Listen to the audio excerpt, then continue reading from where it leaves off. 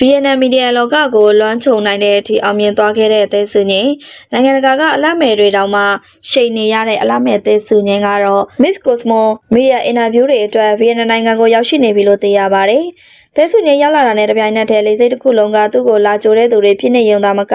VNN Social Media လောကမှာပါသဲစုငင်းဆိုတဲ့နာမည်ကစိုးမိုးသွားပြီပဲဖြစ်ပါတယ်။ဒီတစ်ခေါက် VNN ခရီးစဉ်မှာတော့သဲစုငင်းကိုမြင်တွေ့ရတဲ့ပုံစံကအရင်ကနဲ့လုံးဝမတူပါဘူး။ပို့ပြီးတော့တည်ငြိမ်ရင်းကျက်လာပြီးအချိန်ဝါတွေကြောင့်ဘေးကအလှမဲ့တွေကပါ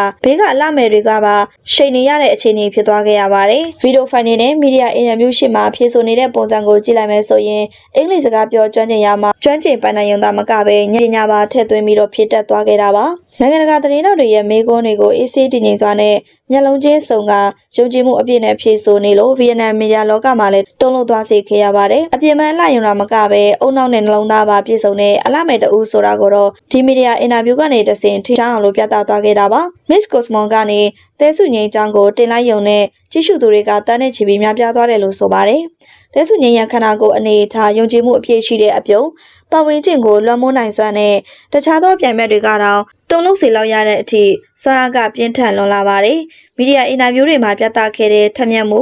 အရင်ကထပ်ပို့ပြီးတော့ရင့်ကျက်တည်ငြိမ်လာမှုနဲ့တခြားသောအလှမဲ့တွေပါရှိန်ရလောက်အောင်အထိအချိန်မှာကြီးဝါလွန်းနေတာကြောင့်ဒီနှစ်ကတော့သဲစုငင်းရဲ့နှစ်တစ်နှစ်ဖြစ်လာခဲ့ပါတယ်။ Miss Cosmo မှာသဲစုငင်းကလိုချင်တဲ့ဆုကိုရလာနိုင်ပါမလားဆိုတဲ့အမြင်လေးကိုပြောခဲ့ကြပါဦးနော်။နွမ်းပါသူတွေအတွက်အကြံဖန်လုပ်ပြီးစေမကူတာဖို့အတွက်ဆရာဝန်တွေကိုဩဝါဒပေးလာတဲ့ဆရာကြီးထူးခန့်ကျော်